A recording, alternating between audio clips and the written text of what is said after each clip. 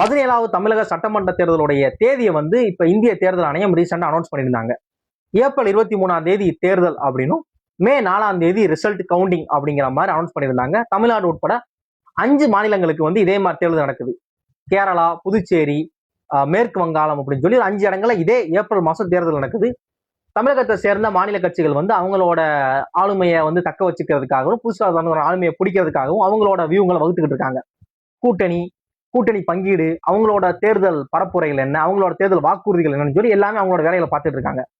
திமுக, அதிமுக, நாதாக்கா, தாவேக்கா அப்படின்னு சொல்லி அவங்களோட வேலைகள் எல்லாம் பார்த்துக்கிட்டு அவங்க வந்து அவங்களோட களத்தை வந்து எப்படி தாவசமா வாய்க்கிறதுன்னு சொல்லி அவங்களோட பரப்புரைகள் ஆரம்பிச்சிட்டு இருக்கு. எல்லா வேலையும் அவங்களோட எல்லாருமே ரொட்டீனா அவங்களோட வேலைகளை பார்த்துட்டு இருக்காங்க. ஒவ்வொரு நாளும் ஒவ்வொரு இடங்கள்ல இது பண்ணி பரப்புரைகள் பிரச்சாரங்கள் பண்ணி அவங்களோட வாக்குறுதிகளை இது பண்ணிக்கிட்டு இருக்காங்க.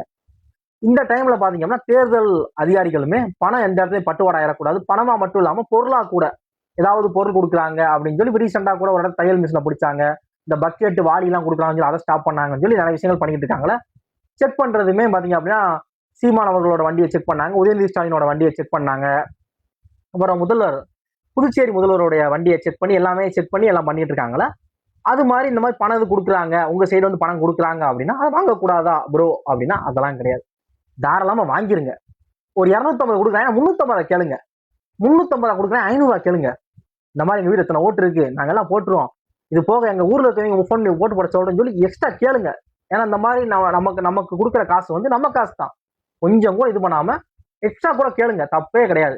நம்மள மாதிரி மிடில் கிளாஸ் ஃபேமிலி இந்த மாதிரி கிடைக்கிற வாங்கிக்கங்க. வாங்கிக்கிட்டு உங்களுக்கு யாருக்கு ஓட்டு போடணும்னு தோணுதோ அவங்களுக்கு போய் தாராளமா ஓட்ட போட்டுருங்க. மறந்துடாதீங்க ஓட்டு போட. வீட்டுல எல்லாரும் ஓட்டு போடுங்க. ஏன் அப்படின்னா இது வரைக்கும் ஒரு 16 எலெக்ஷன் முடிஞ்சிருக்கு. 2016 மட்டும்தான் 74.72% ஓட்டு பதிவாயிருக்குங்கிறாங்க. அப்ப 2016 மட்டும் தான் 74க்கே வந்திருக்கும். நமக்கு வந்து அபவ் 70 போயிடும், 70% தாண்டிடும். ஆனா இது வரைக்கும் 80க்கு மேலேயோ ஒரு 90% வாக்கு பதிவானதே இல்லை அப்படிங்கிறாங்க.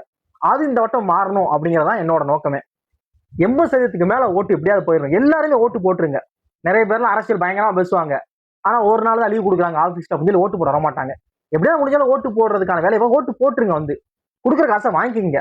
வாங்கிக்கிட்டு உங்களுக்கு எந்த பார்ட்டிக்கு ஓட்டு போடணும் அந்த பார்ட்டிக்கு ஓட்டு போட்டுருங்க. இந்த 2026 தேர்தலில் யாரு சிஎம் வருவார் அப்படிங்கிற உங்களோட இதை சொல்லுங்க. ஏன்னா எல்லா மீடியாஸுமே வந்து அவங்களோட கலா ஆய்வு பண்ணிட்டு இருக்காங்க, யாருக்கு எத்தனை % அப்படின்னு சொல்லி கலா ஆய்வு பண்ணிடுறாங்களே. சும்மா நம்மளும் பண்ணி பார்ப்போமே. கமெண்ட்ல சொல்லுங்க இந்த வட்டம் யார் ஜெயிப்பா அப்படின்னு உங்களோட ஒப்பீனியன் மறக்காம ஷேர் பண்ணுங்க. தேங்க்ஸ் ஃபார் வாட்சிங்.